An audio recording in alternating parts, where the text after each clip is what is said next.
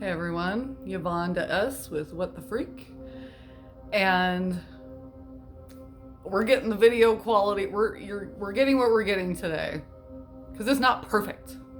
Imagine that. It's not perfect. Life isn't perfect.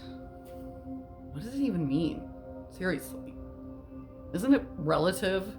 Yet we expect perfection from others. Yet it's our perception of what we view as perfection that we're going by. And are we having an expectation of others to know what that is? Are we setting expectations for people to be perfect according to what we think they should be? And how much damage is that causing ourselves and each other? Because if we were expected perfection as children and then we grow up, then we expect perfection of ourselves and others. See how the patterns work? We see how it all gets inherited and learned from our environment, which is why it's so important to keep our environment clear of certain behaviors, certain people that are choosing certain behaviors, and likely unknowingly. And that's the point of not playing small, to protect other smallness. A lot of people, I get it, are complacent and comfortable, and it's familiar, and we tend to choose the path of least resistance. Why? Not because we wouldn't want things to be different. It's more, how much bandwidth and energy do people have to feel like we would be taking on yet another thing that we would have to do? And at the same time, how much is that keeping us from potentially a much easier, happier, more fulfilling life? Well, we've been bombarded with so many stories. I've said this before about how lawyers do a tactic called paper swamping, where they will overwhelm the other side with so much paperwork that they will psychologically give up. They'll just want to give up because they don't have to do all that friggin' paperwork. So what do they do? It's manipulation. So we're bombarded with so many stories about what's real and true, and what's right and wrong, good, bad, all these things. So from our life lessons and or experiences, environment growing up, is the perception we're going to have of what is expected and perfection. And then we grow up with the same thing, having an expectation of everybody else around us to conform to our version of reality, of our version of how we should or shouldn't live. And we're literally overwhelming ourselves by even giving a shit what other people are thinking, believing, saying, doing. It's such an epic waste of energy and time. And because it's their choice and their lessons to learn. And why are we so consumed and concerned about what everybody else is thinking, saying, believing, or doing? And not focusing on our own behavior, our own choices, our own lives, our own goals, our own desires. And okay, so we have responsibilities. Yeah, that's part of it. Whatever it is, it's the emotions being irregulated due to the conditioning that we've gotten through the programming from multiple avenues of how to be, how to live, what to do, and that's what we accepted and swallowed as truth. Because they said so. Because authority said so. I saw something recently on the difference between an authority and a leader. And an authority is just somebody that has a title and position and doesn't make them a leader. Leaders actually consider others when they're leading. which is why there's a percentage of successful businesses and entrepreneurs, companies exist. Virgin Airlines is a great example. He took care of his people, and he had a higher retention and all these things. So I say all this to say, we tend to judge other people who are successful. We tend to judge other people that are happier, freer. Oh, well, they have less responsibility than me. Maybe currently. But I went through my hell for a long time. So whatever you're going through currently, I've already been there. And I did something about it and overcame it. And so we tend to make these excuses as to why we're stuck, why we're where we're at, why we're not successful, why we're not happy, why we're not whatever. And where's it really coming from? Where could it be really coming from? Could it be coming from the fact that we've accepted the status quo, we've accepted reality the way we've been told it is, and not really looking for how and why our life is where it is and how it could be better. Oh, have we been bombarded by so many stories from so many people that claim to know, to claim to have the answers, and we bought into it and spent time, energy, and money on it, and turned out it was bullshit or didn't work or whatever.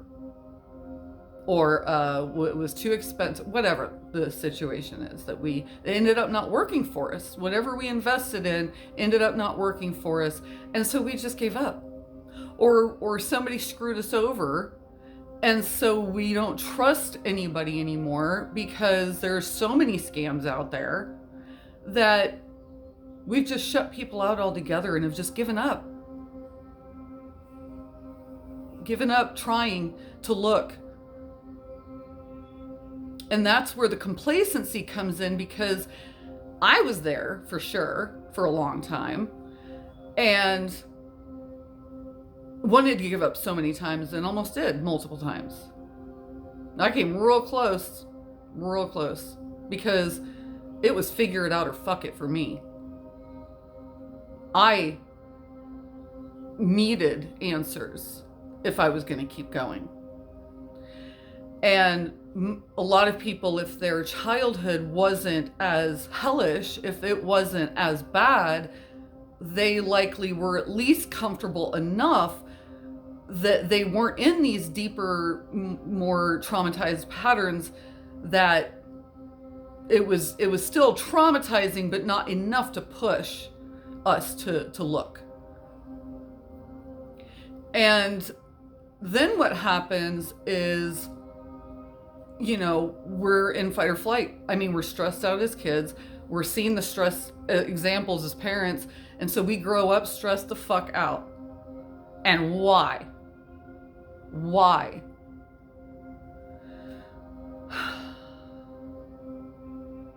Our language is powerful. Our stories are powerful because I was there. Multiple times, many times, and not that long ago, like several years ago, I had all this knowledge. I knew how it worked. I grasped that scientifically and logically, yet I was still having stuff showing up in my experiences, and it was like, what the freak? Again. So, again, came across the Enlifted method, and one session, and because I had this prior knowledge, I grasped what I was meant to see and what was happening with my story, going through a memory and a past trauma, and I was like, holy shit. And I bawled my eyes out and I let that shit out, and I felt what it meant to feel. for the first time in about 40 years. What it really felt like, what feeling really felt like, and releasing that story. I was able to release, and it felt like it left my body and this weight lifted. And I was like, oh, here it is. This is it. This is what I've been looking for. Because I kept looking. And it was so simple, is so simple and so powerful that I got addicted to applying it. And it wasn't easy. It wasn't easy. I mean, it helped so much give me a step-by-step process to be able to read my reality, see the truth in my journey, in my past, in my present, so that I knew what to choose for my future or not, who to listen to or not, who to trust or not.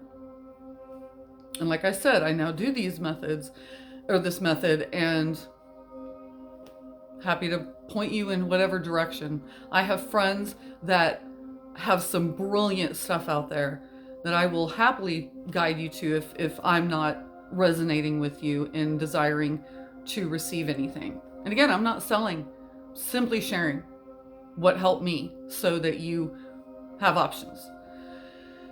And feeling, I realized then how deeply we've been lied to about a lot of stuff, because it only got better. It only got better. There was no, I'd gone to motivational speakers, I had taken other courses, even other language courses. Wasn't doing the thing that did the thing I was looking for. I didn't even know what that was. I was just lucky. And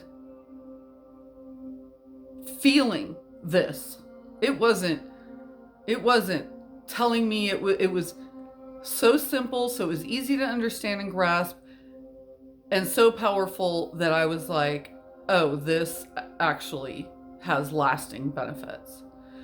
And I say all this because our feelings are important. Our feelings are important, and they've been devalued, invalidated, shut down, dismissed, disregarded by those that are in trusted positions of authority and claim to love us. Now, mind you, a lot of people are in patterns, so this isn't to judge anyone that's doing or did those things. I was there.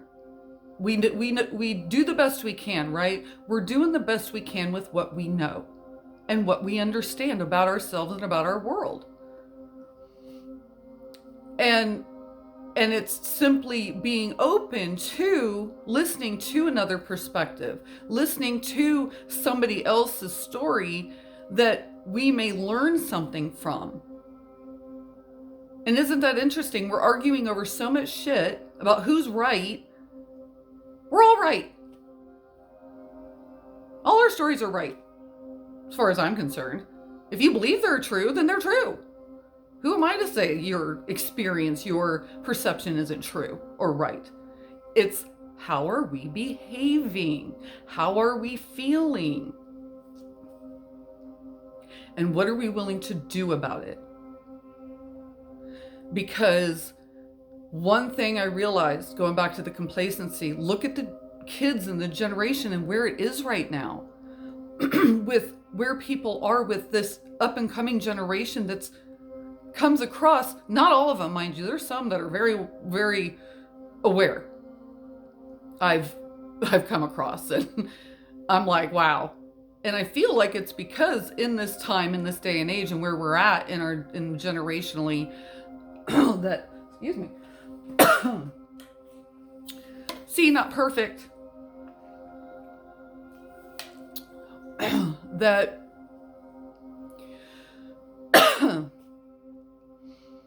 something's got to give. Something's got to give, because they are unaware of themselves and who to be and how to be, and they're being told so many things, and there's so much stress and pressure, and the parents are so stressed and under so much pressure, the kids are feeling it. At what point do we say it's enough?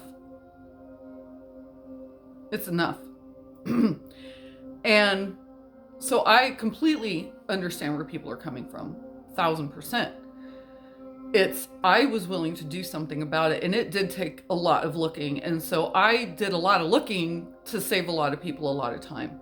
My experience, the research I've done is a desire to help people have somewhere they feel they can trust and get good feedback, because it's not just me, it's the people that I have vetted through my journey. In the products and devices and things that really benefit people, and doing very similar styles of coaching, targeting PTSD, like military, and I do military and abused women. I have friends that are veterans, things like that, where if you aren't resonating with me, then maybe you'll resonate with them. So I'm just providing, again, a contextual field for people to come to find answers to questions about health issues or diet or whatever. I know a lot of brilliant people with a lot of great talent and skills that I could point you to. And getting back to why people are complacent and why people are checked out, is it because, could it be that you feel overwhelmed, you just gave up because everything you were taught was true and real to try and do by people who you trusted, and it didn't work out? And so we just end up existing and accepting the status quo and getting complacent because we've given up, really, in a way. We're just existing at this point and stress the fuck out all the time and not really living, not really being happy. I didn't know what those feelings were until I did this. And then I realized how powerful our feelings really are. I was basing my feelings and how I felt on what other people's interpretations of them were. The only thing I understood or knew was stress. So people are talking about a happy life. Oh, being in a relationship is what I need to make me happy. Oh, taking a pill is what I need to make me happy. Oh, buying this will be what makes me happy and fill that void that has been outsourced of what love is and how our reality works and all these things that we've been told and taught. I was there until I unlocked the stories that showed me the truth and helped me get back to who I know I am now and who I choose to be. That's who I am, is who I choose to be. Now I have, it's not perfect, it's not stress-free, it's being able to regulate myself, manage and master myself, my choices, so that I can read my reality and see, okay, why did this show up? Oh, it's because of this trauma and this belief system that was adopted as a child that I believe to be true about me. And be able to let that go and really actually release it, forgive myself, forgive others, and come to actually, for me, some severe trauma, multiple levels for decades, came to be grateful for because it pushed me to this place, to coming to this massive realization, massive awareness of who I am, and that I have a choice of who I choose to be. And it's not based on what anybody else's perception is of me. Abracadabra. With my words I create, and with my words I influence. And that is the truth. Thank you for joining. I hope this assisted you. Like, subscribe, follow the freaks on our social media platform. And I'm Again, I'm a simple Midwest girl who looked for answers, and I'm not perfect, and the setup's not perfect, and the video quality's not perfect. And so I'm simply getting it out here the best I can and taking action, because that's what it takes to make a change. Taking action. It's knowing what action to take that starts to make it fun. So thank you so much, and have a great rest of your week.